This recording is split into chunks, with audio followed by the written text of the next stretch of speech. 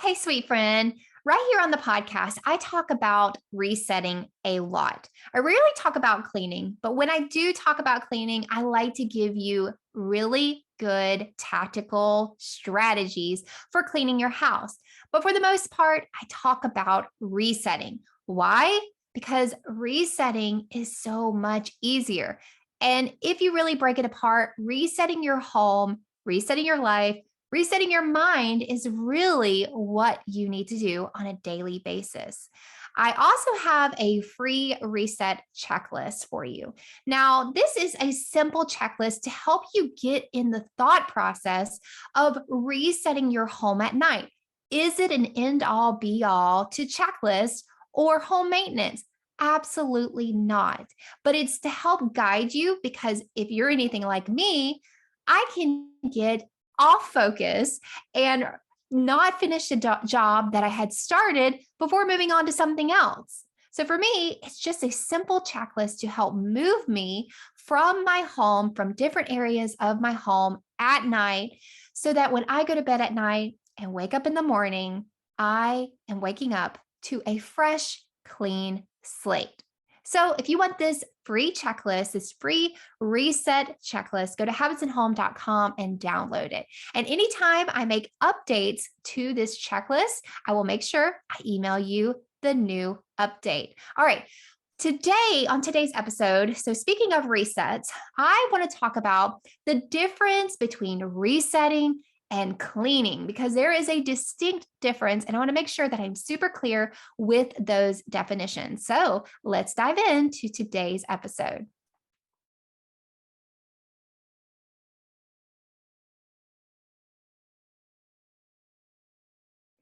Last week, I got an email from a listener that was telling me how resetting seems overwhelming. I gave you a list of things to do in last week's episode, and it just sounded like I gave you a ton of things to do when it was actually supposed to make life easier. Well, let me just state that those were ideas. And if you want a simple reset every single day, it first starts with decluttering. You can go over to my blog for that episode and look at the ideas that I have for you. So it's really to declutter your space so that it's more manageable for you on a daily basis, so that when you do reset, you're not resetting a lot of stuff. You're not having to put a lot of things away. So, first and foremost, you need to declutter what is not useful, not purposeful, and is not important to your life. And then I told you that you need to set up systems. Do you need to do all of this in one day? Absolutely not. It is meant to give you an overall scope and ideas of what you can do in your own home so that your home is running smoother. If you have your system set up, when you do reset or when you do clean, because that episode was on cleaning, your systems are already set up to make it a lot easier. Now, I, for instance, have set up lots of systems in my house. So it's going to look a lot different from me because I'm further along than some of you who are just tuning into the podcast for the first time. You're going to want to set up one system at a time. And I always recommend starting with the kitchen because us moms are always in our kitchen. We're providing food for our family. We're having to clean up, or we at least want to clean up because we want it to be a nice, cozy space for us to return to when we want to cook again. So set up your kitchen systems first. What that might look like. Okay, let's break down just a couple of systems just in the kitchen. So obviously it's going to look like decluttering first. I have a system for keeping my counters clean. How? I just have a rule for my own peace of mind, myself. It's not like a hard and fast rule. No, you can't put anything on the counter. No, for me, my rule in my brain tells me that if there's anything on the counter, then it's out of place because everything has a place in my home and in my kitchen because I have designated a place. I have identified where it goes. I have given it a place. And if it's out on the counter, it sends me a signal to say, ding, ding, ding, this item is out of place and you need to reset it. you need to put it back in its home. So that is my first system that I established in my kitchen. Okay, that is a system. Now, another system that I have is a dishwashing system. The same reader or the same listener chimed in. I can hardly keep up with the dishes. How am I going to do anything else? Well, anytime that you are having something or you come across a task that is difficult for you to complete, create a system for it. So if the dishes is a system that is difficult to stay on top of, create a system for it. So for us, I found that it was difficult for me to stay on top of the dishes. And I didn't want to use my dishwasher because it really didn't work. And it took like 3 or 4 hours to wash dishes. And we were home all day and I needed those dishes. And then I was hand washing dishes and I was the only one washing dishes. So I knew that I had to create a system. Okay. I didn't do this at the same time that I created my clear counter system. I thought, okay, there's a problem. I'm going to create a system that solves this problem. So I went to my kids, went to my family, and I said, hey, we're going to have a wash, dry, put away system. So if you use a dish, I don't want to clean your dish. You're old enough to clean your own dish. You can go over to the sink, spray it down with my dish soap spray that I keep on the counter. I don't even make a basin of soapy water. I just have a spray bottle. You spray off your dish, you rub it down with a rag, you rinse it off, you dry it, you put it away. It is literally reset for the next time that you want to eat something. So, did this happen overnight? Absolutely not. Do I still have to remind my kids to reset their dish? Absolutely. I still have to do that. But you know what? It solves a problem that I am not spending lots of time at the end of the day or all day long washing other people's dishes that they can wash for themselves. Now, my tips are for any age mother. This is for the mom who has a newborn. This is for the mom who has no kids at home. This is for the mom of any age. That being said, if your baby cannot wash his dish, your toddler cannot wash his dish, he probably makes one dish for each meal that you are eating with him.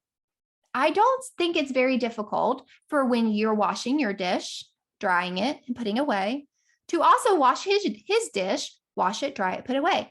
You have 2 dishes that are then reset. Okay. That is a system.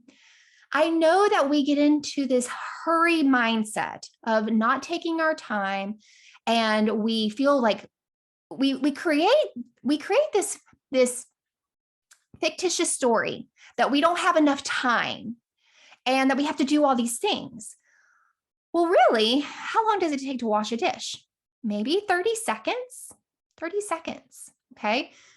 I don't know your situation. I'm not saying that this is going to absolutely help you and that this cures your problem with your dishes, but I'm offering you a solution. I want you to focus on your mindset. I want you to change your mindset around task.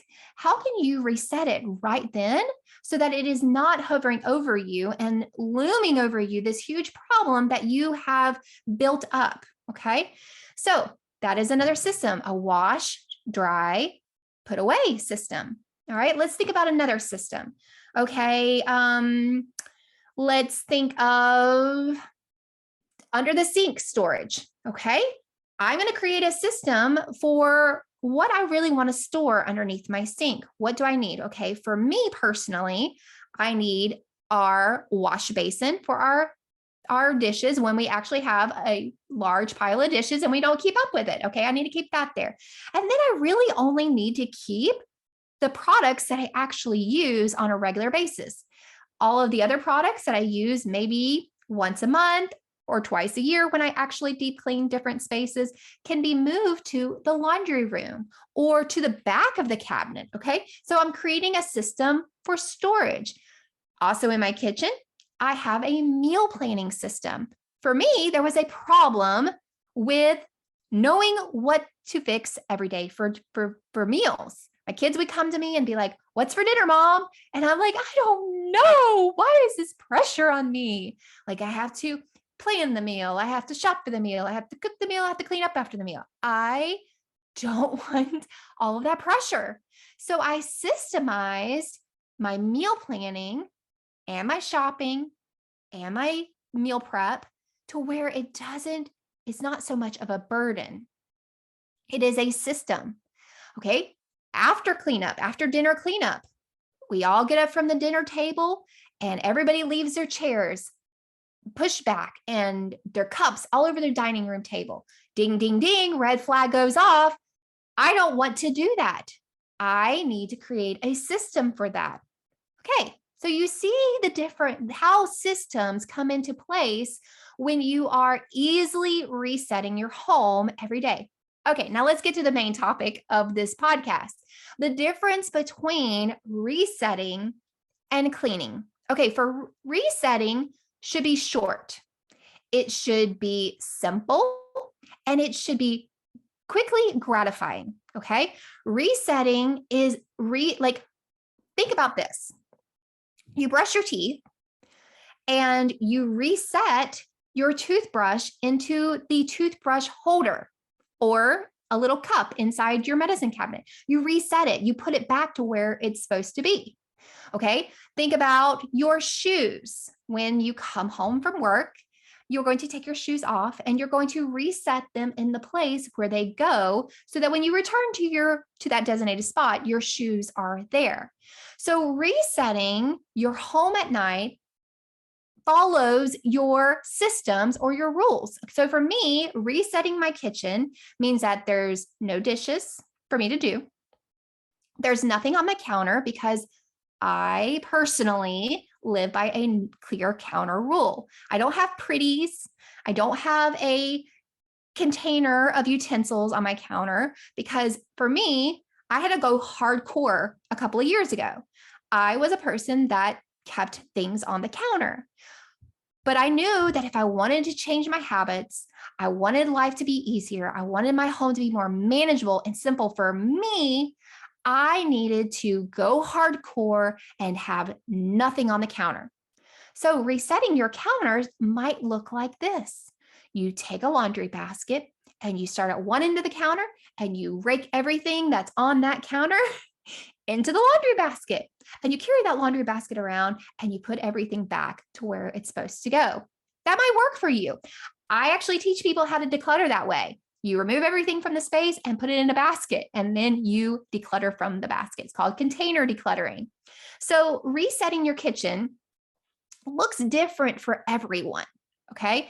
You might like to have pretties. You might be further along in your habits than I am. I know my weaknesses, and I know that I have to keep a completely clear counter. Now, I do have a fall pumpkin thing with a picture frame going on, but as soon as holidays are over, it is going off my counter. It is very gratifying for me to clear off my counters every single night. So you have to decide, okay, what does the reset look like for you and your family? It looks different from family to family. I might be a little too extreme for you, but that's how I personally live and how I actually coach other people. I tell them, okay, if you're creating new habits, go cold turkey and go extreme and clear it all out because you can't trust yourself. You'll easily fall back into those clutter traps. So clear it all off. And then as you develop these habits, you can slowly allow yourself to have pretties or decorative things or things that you feel like are more accessible on your counter. Okay. So you have to decide, what does a reset look like to you? If the reset looks like having dishes in your sink, then that's your reset. For me, it doesn't look like having dishes in my sink because I want to wake up the next morning and not have anything to do. For tucking my kids in at night, I reset their bedroom. It literally takes maybe 5 minutes. You have time for 5 minutes. If you don't have time to reset their bedroom at night, with or without their help, if they're young, if they're babies, then you need to declutter. If it is taking you more and more time to reset and your kids don't want to reset and you don't want to reset all this stuff, it is time to weed it out. However, if living a more minimal lifestyle and you don't care if things are not reset, then this is not the episode for you. This is for more minimal moms or moms who want to live more minimal, who want to have more peace in their life, who don't want to spend all their time cleaning and picking up toys. It is time to declutter. It is time to declutter. If it is taking you a lot of time to reset at night, your kid's bedroom when you tuck them in, it is time to declutter the amount of stuff that you and your children are having to manage. I know it is difficult. I know you have parents and grandparents sending your kids things, but do they really need all of that? If they do need all of that, think about a better toy storage solution. Maybe you do a toy rotation to where you don't have all of your toys accessible to your kids at all times because they pull out too much. They're overwhelmed and can't reset, and you're overwhelmed and you don't want to reset. Then it's time to weed out, to put away for a little bit until they have established the habit of resetting. Just like with your clear counter rule, if you have been the type of person where you fall back into these bad habits, go cold turkey and don't let yourself have anything on the counters. If your kids have gotten into these bad habits of leaving lots and lots and lots of toys out and not putting back a toy after they play with it, you need to go cold turkey for your kids and say, hey, I know this is going to be a little painful for a little bit, but we're going to take Mr. Boo Boo Bear and we're going to put him up in the closet for a little while until you can show me that you can take care of your things. We do this. We're teaching our kids good habits of self-care and caring for their home. Okay.